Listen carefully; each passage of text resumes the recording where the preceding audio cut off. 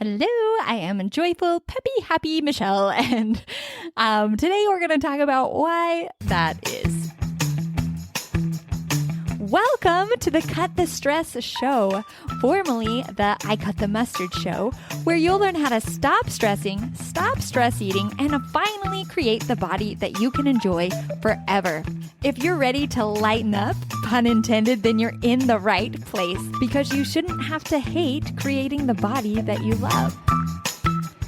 Okay, so lately I have been jumping on to social media more often. I'm not sure if I did this rant on the podcast before or if I just did it on my email, but a long time ago I said, I am not going to do Facebook. That's just not my thing. I'm not going to get on there ever. I'm just done with that, right? Because I am all about not doing anything that you don't want to do. So I finally came around to convincing myself that I wanted to do it. I think because here we are in the coronavirus sort of shutdown still going on, and I am starved for connection. I don't know about you, and people are on Facebook. So there I was. Okay, so here I have been on Facebook a lot more than I've ever been before. And so I've been showing up in social media, and I've gotten this comment several times where people have come to me and they said, "You're just so joyful, and I watched your videos and you just have this light inside of you, and that's why I wanted to meet you or talk to you, or that's why I keep watching your videos," because sometimes I'm like, why are people watching me? I just, I have a lot of things to say, and sometimes I'm like, what? Why do people want to listen to me? But anyways, so why am I so joyful has come up several times. So I wanted to just go ahead and tell you all of my secrets, right? What gives me so much joy in my life? And it's a framework that I really think I try to pull out things that are more of a framework, not just like, hey, I love to go running and that brings me joy, right? Not stuff like that, but really a framework of what has brought me joy, especially over the last few years, and how you can use those same things to bring yourself joy. So what do you guys think about that? Let's go. So I wanted to start by letting you know that I am joyful, not because I have a lack of hard things or a lack of negative things in my life, right? I'm not joyful because I'm always feeling joy and I never feel bad, if that makes sense. So if you've followed me long enough, you'll know that there's a plenty of times when I feel discouraged and disappointed in myself.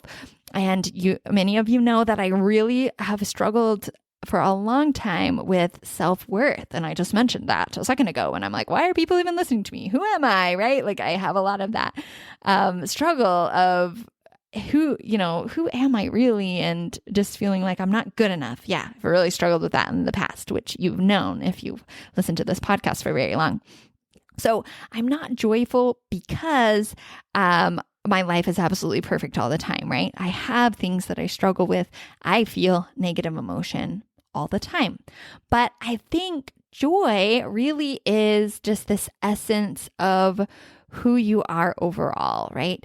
More than just happiness in the moment, more than I'm feeling great, I'm feeling bad. The joy comes from an overall peace and a reassurance of who you really are and that you're being true to yourself, right? So whenever you're looking for joy, trust me, I don't look peppy and happy all of the time, but I do most of the time. And I have a really positive outlook on life, but I do have those low times as well, right? So just putting that out there that you can have joy even if life isn't perfect, even if you feel discouraged or disappointed or like a failure a lot of times, you can still have a joyful life. That is my message to start out with today. So let me dive into, there's kind of three things, and I think I'm just going to break them up among a couple episodes and do a couple parts to this series. But the first thing that I really wanted to bring out is that I feel like my joy finally comes from me really being true to who I am. So the last 3 or 4 years especially, I've really dived into and focused on who am I really, right? What do I really love? what do I really want to do and what do I not want to do? And I gave myself permission to embrace that and to be who I really am. And I think that's a lot where my joy comes from. So for me, it's being in complete integrity with myself, where I am true to who I am, right? I started to embrace things that I really love. And if you've seen some of my videos, like I love color. I just realized that I love bright colors. And my favorite color right now is orange, right? It's excitement, it's energy, it's aliveness. So I really love bright colors. I like orange, I like yellow, I like turquoise, so I like to wear these beautiful colors too. Some of my favorite pants that I bought were like these turquoise pants. I remember when I first got those turquoise pants, man, I felt like $1,000,000, right? I just love my turquoise pants. And so now I've embraced that, and I've got some yellow pants that I get compliments on all the time. And I've got some orange pants, some burnt orange pants. And I started wearing, just different tops that I love that are colored as well. And if you watch my videos, you've probably seen that I have a turquoise kitchen. Whenever we moved into this house, I said, I am going to build just like the most beautiful, authentically me house. And when we moved in, the walls were like a forest green and brown, right? So I had forest green and brown walls, and I had brown cabinets with brown countertops. And when I moved in, I said, no. We need light. We need vibrance in our lives here in the Vilsack household. So I painted all the walls just like this super light gray. It's just really white. And I painted one of the walls yellow, and I painted my cupboards turquoise. And it was a little bit more turquoise than I had originally planned it to be. It's a little bit brighter than I originally thought whenever I went to buy the paint. But it was fine. And when I started painting it, I said, you know what? People are going to love this or they're going to hate it. And you know what? I love it. And a lot of people who walk in are like, whoa, it is so happy in here, right? And that's what I love. I love joy. I love happiness. I love fun. And that's really what I've been starting to embrace right now. So for me, what brings me joy and happiness and fun is to have lots of color around and light and bright, vibrant things. I feel like I've been on this rant before, but you guys can hear it again. Okay. So I started listening to music that I love, right? I stopped listening to things that I thought I should listen to, and I started to listen to things that genuinely lit me up inside. And whenever I make a playlist of songs that I really love, that really speak to me, then, one of my favorite people in the class is always like, wow, like you really pushed us today. Or, like that felt really great, because whenever I'm enjoying the music, then I show up and I'm like so excited, I'm energized, and it just fills me with vibrance, right? So then that shows up in my coaching and my fitness coaching as well. So I asked myself one day, right? And I made a big list of who is it that I really am, right? What really brings me joy in my life? What makes me feel alive inside? And I started to embrace those things without judgment and without caring what other people think. And it definitely was a process, right? And it also included Con Marie, because we love her, right? And she talks about, if you're not familiar with Con Marie, she has a book. What is that book called? The Joy of Tidying Up or something. I'm not getting it right this second, but she talks about going through your whole house and going through your wardrobe and your things and just looking at each one of them and what brings me joy, and just surround yourself only with the things that bring you joy. So this is a process of really discovering who you are. What do you love? For me, I love modern stuff, and I love pop art, and I love the bright colors, but for my neighbor, she loves the earthy tones, right? And she loves to have more of like not the dull tones, but like the earthy tones that are like maybe more peaceful or calming to her, And my family where I hail from in Wyoming, they love the Western theme, right? They've got their moose on the wall that they killed a couple years ago and got stuffed, right? Because that brings them joy. They're like excited about this hunting trip that they went on and they waited X number of years to get that.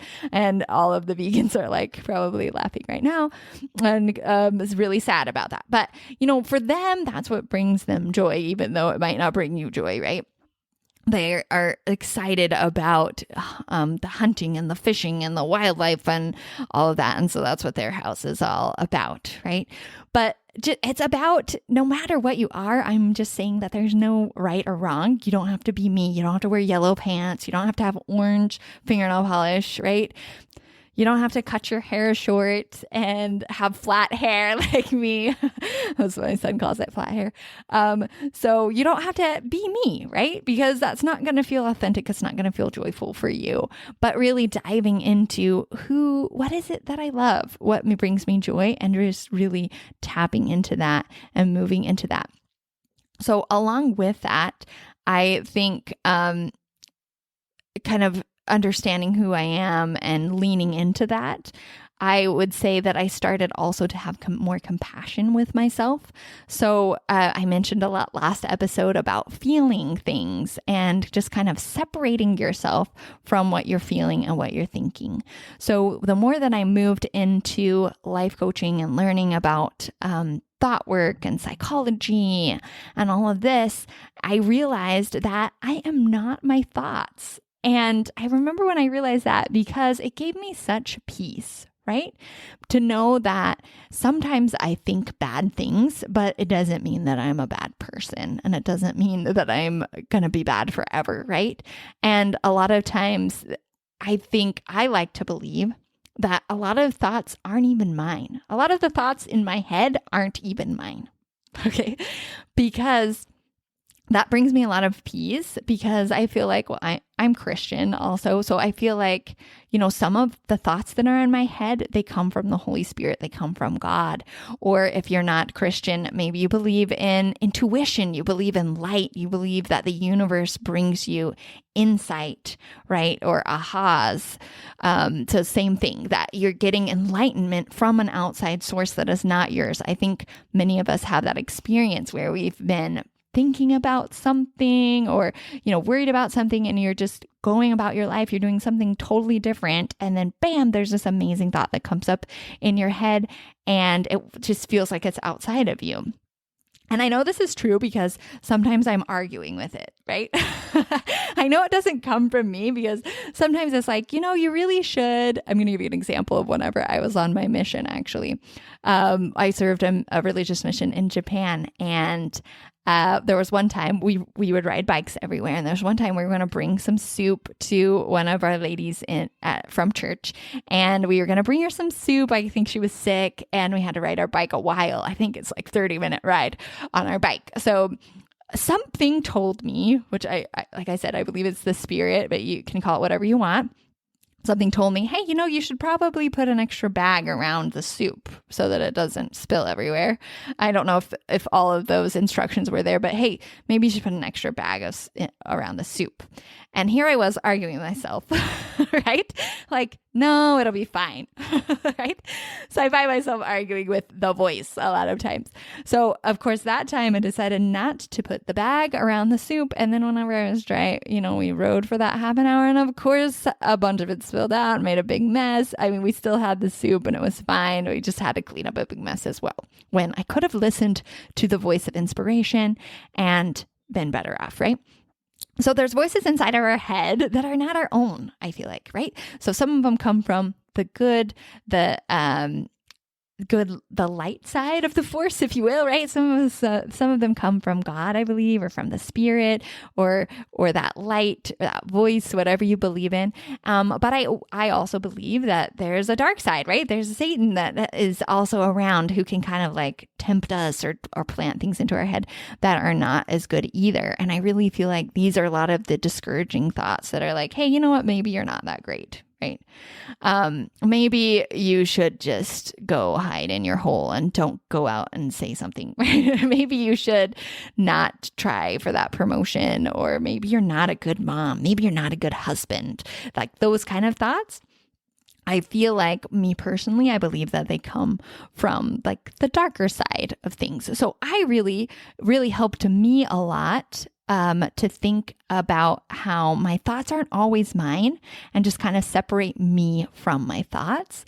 And then I can release a lot of judgment about myself because of that, right? Another example for a reason why your thoughts aren't always yours is honestly, like, have you gotten songs stuck in your head, right? Or when someone says, don't think of a purple monkey, then you have to think of a purple monkey, right? So sometimes people just say stuff to you and you have no choice whatsoever. You just have to think that thing. So my point is, I'm on a long rant here with a long story, but my point is that I am not my thoughts. And wherever those thoughts come from, wherever you believe they come from, some of them are not mine. Some of them are, some of them aren't, some of them are not. I said that weird, but anyways, some of those thoughts are mine, some of them are not, but I am not my thoughts. I am separate from my thoughts, right? And because thoughts create our emotions, the thoughts that we choose to believe create our emotions, I'm also not my emotions, right? Emotions are just coming from the thoughts that I choose to believe.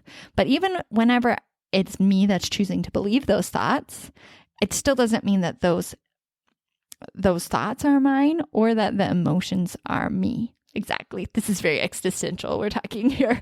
But so anyways, whenever I think of things like that, then I can stop judging myself for the way I feel. I can stop judging myself for the thoughts that I'm having, right? Then I can stop having conversations in my head like, oh, you're so judgmental, or you're so cynical, right? I can stop beating up on myself like, hey, you shouldn't really be disappointed. You shouldn't be mad. You shouldn't be angry, right? I can just drop that drama about my thoughts and my feelings, and I can just step outside of that and choose what I want to do next. And I'm going to share another story because I love stories, right?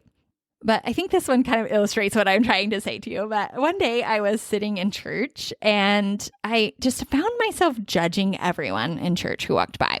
I was judging what somebody was wearing. I was judging how they were sitting or how they were talking to their family. It was like every single person that came in, I was judging them. And I sat there and just kind of observed myself do this. And normally, like in the past, I would have lectured myself and said, oh my goodness, Michelle, you are just such a terrible person. How can you be judging them so much? You're in church of all places, right? We're here trying to be more holy, and all you can think of is just judging how terrible other people are, or how badly they're dressed or whatever. So that's a conversation I would have had normally. But now that I believe that I'm not really my thoughts, or that they don't really mean what I think they mean, then I was able to step out of that and say, you know what, why am I having all of those thoughts? That's kind of funny, right? I know that's not me. I love people, right? I love people. I like to give them the benefit of the doubt. I'm here in church, not to judge people, but to become a better person, right? So why might I be having those thoughts? And I could get curious about it and give myself some space and some compassion. And very quickly, I realized it's because I was feeling insecure, right? I'm like, oh, I'm just feeling insecure right now. So now I'm looking outside and trying to make myself feel better by judging all of these people.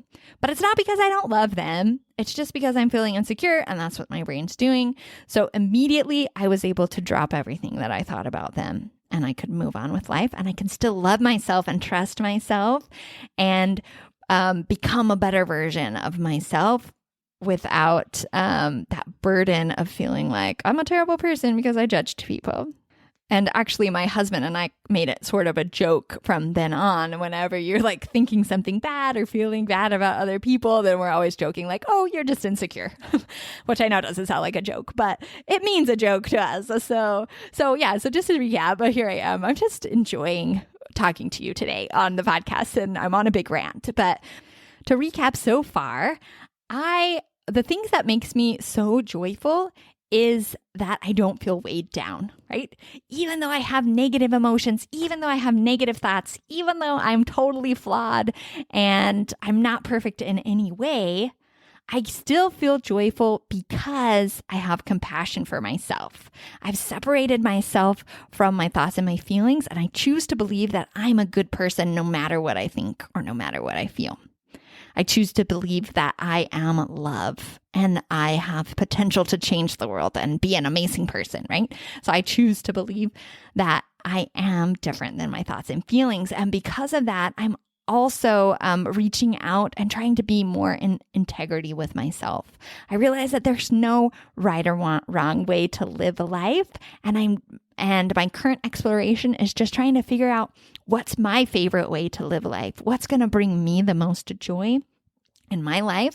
And I've identified that that's color, and that's the music that I like to listen to, even though it's like poppy girly music or, I've just found what I love, and I embrace it without judgment of myself and without feeling like I have to explain it to other people. And it definitely has been a process. I'm not perfect at it 100% of the time, but I think these are really some of the core things that bring me joy, and I am happy to share them with you. So go out there and just embrace what it is that you love and start paying attention to what lights you up and what doesn't.